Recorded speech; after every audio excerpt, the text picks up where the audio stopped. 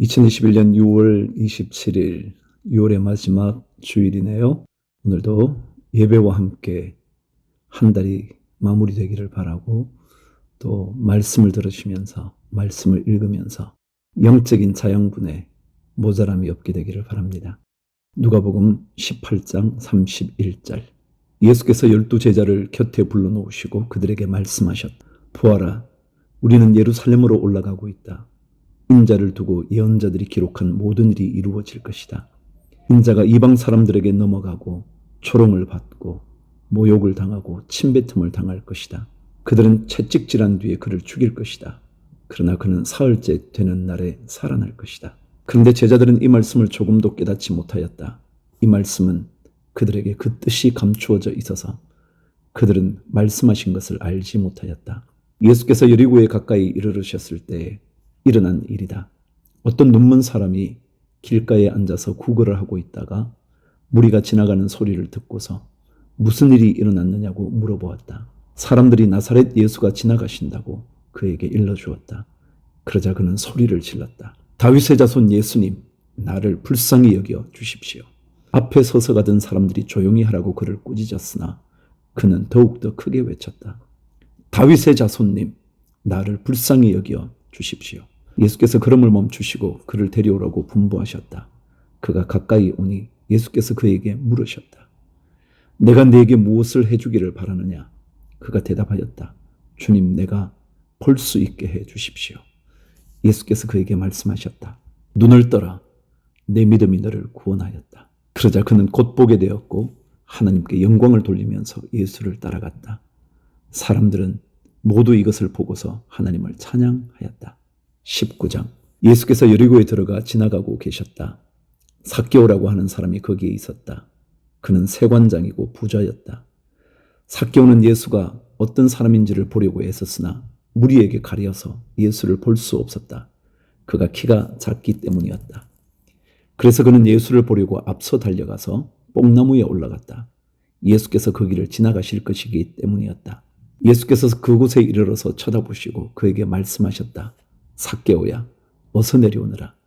오늘은 내가 네 집에서 묵어야 하겠다. 그러자 삭개오는 얼른 내려와서 기뻐하면서 예수를 모셔드렸다.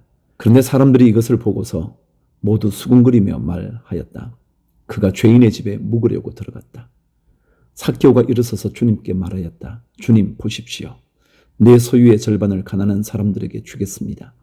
또 내가 누구에게서 강제로 빼앗은 것이 있으면 4배로 하여 갚아 주겠습니다. 예수께서 그에게 말씀하셨다. 오늘 구원이 이 집에 이르렀다. 이 사람도 아브라함의 자손이다. 인자는 이런 것을 찾아 구원하러 왔다. 11절. 그들이 이 말씀을 듣고 있을 때에 예수께서 덧붙여서 비유 하나를 말씀하셨다. 이 비유를 드신 것은 예수께서 예루살렘에 가까이 이르신 데다가 사람들이 하나님의 나라가 당장에 나타날 줄로 생각하고 있었기 때문이다. 그래서 예수께서 말씀하셨다. 귀족 출신의 어떤 사람이 왕위를 받아가지고 돌아오려고 먼 나라로 길을 떠날 때에 자기 종 10사람을 불러다가 10문화를 주고서는 내가 올 때까지 이것으로 장사를 하여라 하고 말하였다. 그런데 그의 시민들은 그를 미워하므로 그 나라로 사절을 뒤따라 보내서 우리는 이 사람이 우리의 왕이 되는 것을 원하지 않습니다 하고 말하게 하였다. 그러나 그 귀족은 왕위를 받아가지고 돌아와서 은화를 맡긴 종들을 불러오게 하여 각각 얼마나 벌었는지를 알아보고자 하였다. 첫째 종이 와서 말하였다. 주인님, 나는 주인의 한 문화로 10문화를 벌었습니다. 주인이 그에게 말하였다. 착한 종아, 잘했다. 내가 아주 작은 일에 신실하였으니 10고을을 다스리는 권세를 차지하여라. 둘째 종이 와서 말하였다. 주인님, 나는 주인의 한 문화로 5문화를 벌었습니다. 주인이 이 종에게도 말하였다. 너도 5고을을 다스리는 권세를 차지하여라. 또 다른 한 종이 와서 말하였다. 주인님, 보십시오. 주인의 한 문화가 여기에 있습니다. 나는 이것을 수건에 싸서 보관해 두었습니다. 주인님은 야무진 분이라서 맡기지 않은 것을 찾아가시고 심지 않은 것을 거두심으로 나는 주인님을 무서워하여 이렇게 하였습니다. 주인이 그에게 말하였다. 악한 종아, 나는 내 입에서 나온 말로 너를 심판하겠다. 너는 내가 야무진 사람이라서 맡기지 않은 것을 찾아가고 심지 않은 것을 거두어 가는 줄 알고 있었지. 그러면 어찌하여 내 은화를 은행에 예금하지 않았느냐?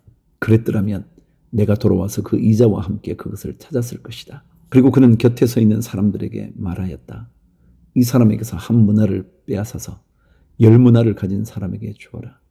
그들이 주인에게 말하기를 주인님, 그는 10문화를 가지고 있습니다 하였다. 내가 너희에게 말한다. 가진 사람은 더 받게 될 것이요 가지지 못한 사람은 그가 가진 것까지 빼앗길 것이다. 그리고 내가 자기들의 왕이 되는 것을 원하지 않은 나의 이 원수들을 이리로 끌어다가 내 앞에서 죽여라. 28절. 예수께서 이 말씀을 마치시고 앞장서서 걸으시며 예루살렘으로 올라가고 계셨다. 예수께서 올리브산이라 불리는 산에 있는 벳바게와 베다니에 가까이 오셨을 때에 제자 2사람을 보내시며 말씀하셨다. 맞은쪽 마을로 가거라. 거기에 들어가서 보면 아직 아무도 타본 적이 없는 새끼 나귀 한 마리가 매여 있을 것이다. 그것을 풀어서 끌고 오너라. 혹시 누가 너희에게 왜 푸느냐고 묻거든 주님께서 그것을 필요로 하십니다 하고 말하여라. 보내심을 받은 사람이 가서 보니 예수께서 그들에게 말씀하신 그대로였다. 그들이 새끼 나귀를 푸는데 그 주인들이 그들에게 말하였다. 그 새끼 나귀는 왜 푸는 거요? 그들이 대답하였다. 주님께서 그것을 필요로 하십니다. 그리고 그들이 그 새끼 나귀를 예수께로 끌고 와서 자기들의 옷을 나귀 등에 걸쳐 얹고서 예수를 올라타시게 하셨다. 예수께서 나아가시는데 제자들이 자기들의 옷을 길에 깔았다. 예수께서 어느덧 올리브산의 내리막길에 이르르셨을 때에 제자의 온 무리가 기뻐하며 자기들이 본 모든 기적을 두고 큰 소리로 하나님을 찬양하면서 말하였다. 복되시다. 주님의 이름으로 오시는 임금님.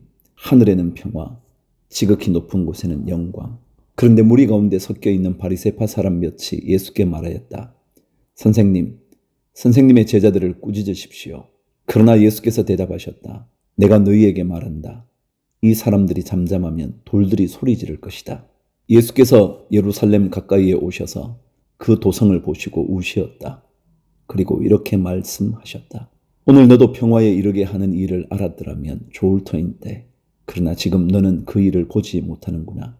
그 날들이 너에게 닥치리니 너의 원수들이 토성을 쌓고 너를 애워싸고 너를 사면에서 죄어들어서 너와 내 안에 있는 내 자녀들을 짓밟고 내 안에 돌 한 개도 다른 돌 위에 얹혀 있지 못하게 할 것이다. 이것은 하나님께서 너를 찾아오신 때를 내가 알지 못했기 때문이다. 예수께서 성전에 들어가셔서 장사하는 사람들을 내쫓으시며 그들에게 말씀하셨다.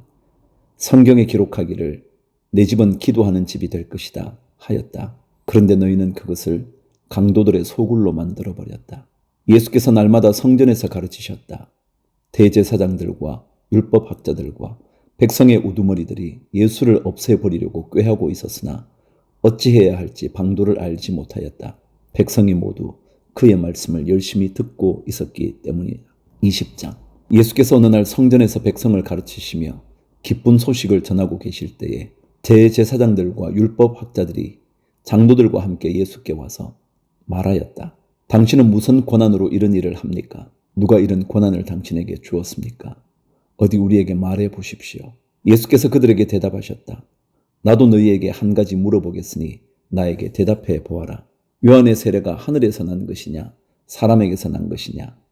그들은 자기들끼리 의논하면서 말하였다. 하늘에서 났다고 말하면 어찌하여 그를 믿지 않았느냐고 할 것이요. 사람에게서 났다고 말하면 온 백성이 요한을 예언자로 믿고 있으니 그들이 우리를 돌로 칠 것이다. 그래서 그들은 요한의 세례가 어디에서 났는지를 모른다고 대답하였다. 예수께서 그들에게 말씀하셨다. 나도 무슨 권한으로 이런 일을 하는지를 너희에게 말하지 않겠다. 예수께서 백성에게 이 비유를 말씀하셨다. 어떤 사람이 포도원을 만들어서 농부들에게 새로 주고 오랫동안 멀리 떠나 있었다. 포도를 거둘 때가 되어서 포도원 주인은 포도원 소출 가운데서 얼마를 소장료로 받아오게 하려고 종 하나를 농부들에게 보냈다. 그런데 농부들은 그 종을 때리고 빈손으로 돌려보냈다. 주인은 다른 종을 보냈다. 그랬더니 그들은 그 종도 때리고 모욕하고 빈손으로 돌려보냈다. 그래서 주인이 다시 세 번째 종을 보냈더니 그들은 이 종에게도 상처를 입혀서 내쫓았다. 그래서 포도원 주인은 말하였다. 어떻게 할까? 내 사랑하는 아들을 보내야겠다. 설마 그들이 내 아들이야 존중하겠지. 그러나 농부들은 그를 보고서 서로 의논하며 말하였다. 이 사람은 상속자다. 그를 죽여버리자. 그래서 유산이 우리 차지가 되게 하자. 그리하여 그들은 주인의 아들을 포도원 바깥으로 내쫓아서 죽였다. 그러니 포도원 주인이 그들을 어떻게 하겠느냐?